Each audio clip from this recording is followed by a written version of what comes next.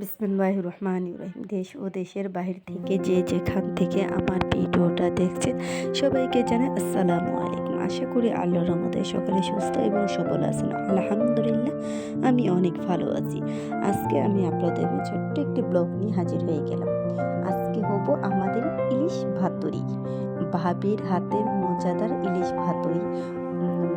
ভাবি এই ইলিশ ভাতুরিটা রান্না করতে পারে অনেক মজা, কিন্তু আমি না এই ইলিশ ভাতুরিটা রান্না পর্যন্ত ছিলাম, খেতে পারি না। খাওয়ার আগেই এত মজা দেখে খাওয়ার আগে উদাও হয়ে গেছি আমি। প্রথমে ভাবে মানে এই খাঁটি সরিষার তেল দিয়ে ইলিশ ভাতুরিটা রান্না করব, হেভি টেস্ট। আর রান্নাটা ইয়াম্মি ইয়াম্মি হয়েছিল, কিন্তু কপাল খারাপ, আমি ওই শেষ পর্যন্ত থাকতে পারিনি। আমার একটা কাজের দিকে আমার ওখান থেকে চলে যেতে হইতেছে, মানে তখন আর আমি ছিলাম না। তারপরে দেখছেন কষানোটা কি সুন্দর হয়েছে। আমি জরুরি ঢাকা চলে আসছিলাম সেদিনকার, মানে খিচুড়িটা অনেক মজা হয়েছিল। আর রান্নাটা দেখে মানে খাইতে ইচ্ছা করছিল। তখন ভাবি যে ভুনা খিচুড়ি রান্না করবো, আর পদ্মার ইলিশ পদ্মার ইলিশ দিয়ে ইলিশ মাছটা এত তেল দেখে, মানে আপনারা যদি সরাসরি না দেখেন অবশ্যই বুঝতে পারবেন না এত মজা হয়েছিল। কিন্তু খিচুড়িটা অনেক মজা হয়েছিল। আর যে তো ভাবি সরিষার তেল খিচুড়িটা রান্না করছে অসাধারণ, মানে স্মেলটা খুব ভালো হয়েছে। দেখতেই বোঝা যাচ্ছে খিচুড়িটা কেমন হইব।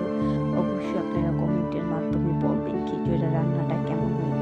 কিন্তু ওই যে বললাম না, আমি শেষ পর্যন্ত আমি নিজেই করতে পারিনি, মানে ভিডিওটা দিতে পারিনি, নিজে খেতেও পারিনি। ওখান থেকে আমার সমাপ্ত, মানে অনেক আসলে ইচ্ছে ছিল। তখন আর আমি ওখানে খিচুড়িটা হয়ে গেছে। ভাবি অর্ধেক হেসে রান্না শেষ করে তারপর ওটা কুকারে বসাই দিই। এ কথা বলতেছিলাম ভাবির সাথে। আর ভাবির আমি গ্রামে গেলেই বলতেছিলাম, ভাবি তুমি খিচুড়ি রান্না করো, আমি তোমার হাতে খিচুড়ি খাবো। ভাবির হাতে খিচুড়ি খেতে আমার ভীষণ মজা লাগে। ভাবি অনেক সুন্দর করে খিচুড়ি রান্না করতে পারে, মানে আমার একভাবে এক রকমের গুণ মানে আছে, অন্য অন্যভাবে অন্যদিকে গুণ, এভাবে যেমন খিচুড়িগুলো রান্না করা গুণ। তারপরে অবশ্যই আবার কি করলো, আমার পেঁয়াজও খেতে ইচ্ছে করছিল সন্ধ্যার সময়। তখন আমি এগুলা মানে পাটায় ডালটা বেটে তারপরে এখানে কি কি দিব, একটু পকোড়া খাবো, মানে যে পাতাকপি দিয়ে সেগুলো দিয়ে আমি আবার মেয়েকে দেখাইতেছি এইভাবে। আবার এই ভিডিওর মাধ্যমে আমার মেয়ে অনেক কিছু শিখে গেছে, এভাবে না এভাবে করতে হয়। মানে আমার মেয়ে অনেক কিছু পারে, মাশাআল্লাহ। দোয়া করবেন আমার মেয়ের জন্য। আর গ্রামে তো প্রচুর ঠান্ডা, আমি তখন আবার এই করতেছি।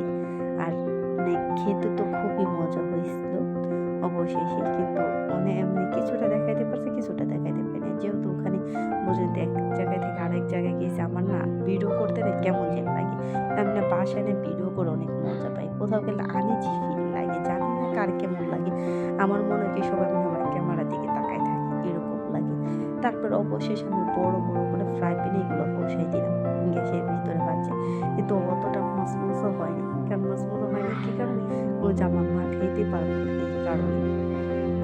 এই কারণে না আমার ভিডিওগুলো না বেশি একটা সুন্দর হয়নি। অবশ্যই খারাপ দৃষ্টিকে দেখবে না, যেহেতু আমি দুটো রান্না আসছি বুঝেই তো সবাই দেখবে না। আর এইটা হাতটা হলো আমার আব্বারে, কিন্তু ওই যে বললাম না, কিছু কিছু জিনিস আমার ভিডিও ক্যামেরা এত খারাপ দেখা যায় বলার বাইরে। তারপর অবশেষে মেয়ে কী করলো, মেহেদি পড়লো। তারপরে মেহেদি পড়তেছে, মাশাআল্লাহ মেহেদি পড়াটা খুব সুন্দর হয়েছে। আর যে ওই মেহেদি খুব সুন্দর করে পড়াইতে পারে, কিন্তু আমার মেয়েও পড়তে পারে, বাম হাতে তো এই কারণে পড়তে পারতেছে না। আর আমি সবসময় পড়তে করি শিব। তারপরে অবশেষে মেহেদি পড়তেছে, মেহেদি পড়লো, এক হাতে পড়লো, ওই হাতে আর পড়ে নাই। পড়া শেষে আমি অনেক এনজয় করলাম, কিন্তু হঠাৎ করে একটা কাজে আমার বাড়ি ঢাকা আসতে হয়েছে। আমি সকাল ভোরে সকালবেলা এসে পড়ছি, এসে বাসায় আমি নাস্তা করা হইতেছে। তারপরে মেহেদি পড়ার পর আমি বলতেছি, আম্মু দেখো তো মেহেদি দেওয়াটা আমার কেমন হয়েছে। আম্মু না খুব সুন্দর হয়েছে, তাহলে একটু ভিডিও না। এই যে দুইজনের দুই হাত, একজনের ডান হাত আর একজনের বাঁ হাত, অবশ্যই বলবেন মাশাআল্লাহ খুব সুন্দর হয়েছে। তারপরে কি করছি জানেন, আমি পরোটা দিয়ে চা দেখাইতেছি, চাটা অবশেষে দেখায়নি, কেন পরোটাটাই দেখাইছি।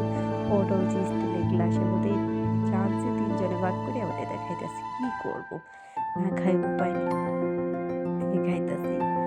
ওইটা খাওয়ার পরে হঠাৎ করে আসলাম, তারপর এই যে মেহমান আসবে, এই মেহমানের জন্য আমার তাড়া আসার লেগে। তারপরে ওই মেহমানদের সব ধরনের আপ্যায়ন পেশেন্টকে বিশেষ করে তারা আমার বাবার এনে আবার হসপিটাল আমার চলে যায়। মানে একটার পর একটা সমস্যা আছে। তারপর আমি হসপিটালে চলে গেতাছি। মানে এখানে মেহমান বসায় রেখে আমি হসপিটালে চলে গেছি। তারপরে অবশেষে ডাক্তার দেখাইলাম। আর হসপিটালটা এত সুন্দর কিন্তু আমার বাড়ির সামনে থাকলে এই হসপিটালটা আমি আসিনি। ফার্স্ট আসলাম। আর দেখে হসপিটালের পরিবেশটা খুবই সুন্দর। দেখে আমার খুব ভালো লাগলো। তো ছোট্ট একটু নিলাম, ভিডিও ক্যাপচার করে নিলাম। অনেক পরিষ্কার পরিচ্ছন্ন।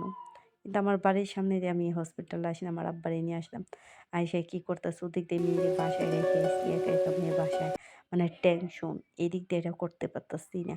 হে বলতেছে কি ভাই আমি এমন, এমন আসছি। এসে আল্লাহ যা করে ভালো লেগে করে আমি ২ জনে পড়েই আমি সিরিয়ালটা পেয়েছি। যে জায়গায় সিরিয়াল মনে করেন আমার ৪০ এর উপরেই গেছি। তারপরে আসার সময় একটু হালকা পাতলা নাস্তা আনছি। রুটি আর এই বেল পুরি আর এই যে সিঙ্গারা এগুলো আনছি। আনার পরে ওই যে মেহমান আসছে, আমি তো ওই যে মেহমান রাইখে চলে গেছতাছি। তারপরে এগুলা সব মেয়ের পছন্দের খাবার। সেগুলা ছিল। এসে আমরা মেয়ে, আমি, তারপর আমার আব্বা এগুলা হসপিটাল থেকে আসার পরে এসে আমরা খাইতাছি। আর প্রত্যেকটা খাবার অনেক মজা ছিল। মেয়ে বলতাছে মেয়ের পছন্দের খাবার। আমি হইছি। তারপরে খাইছি। আবার যেহেতু ওগুলা সন্ধ্যাবেলা ওই নাস্তাগুলা করছি তেমন একটা আর দেখেন আমার অগোচরে মেয়েরা কেমন ফাইজলামি করে। বান্ধবীদের সাথে এই যে আমার মেয়ে ফাইজলামি করতাছে। ওইটা আমার মেয়ে না, ওই যে আমার মেয়ের ২ বেনি করছে না? ওইটা হলো আমার মেয়ে। এই যে ওরা রাতভর এই ধরনের দুষ্টামি করছে, এলোমেলো রুম কইরা দুষ্টামি। এরকম আমরা একসময় ছিলাম। অবশ্যই আমার ভিডিওতে যদি কোন ভুল ত্রুটি থাকে অবশ্যই ক্ষমা দৃষ্টিতে দেখবেন। আর আমার বর্তমানে এখন একবারে লাইকের সংখ্যা কম। প্লিজ আমার ভিডিওটা লাইক দিয়ে দেখা শুরু করবেন। আর যদি ভালো লাগে অবশ্যই সাবস্ক্রাইব করে দিবেন। আর পরিবারের সাথে শেয়ার করবেন। মানুষ মাত্রায় ভুল হইতে আসছি। আমি এখন বর্তমানে আমার শ্বশুরবাড়িতে আছি। আমি মানে রুমে বইসা অল্প আস্তে কথা বলতেছি। জানি না আমার কথাগুলা কেমন শোনা যাইবে ওটা জানি না।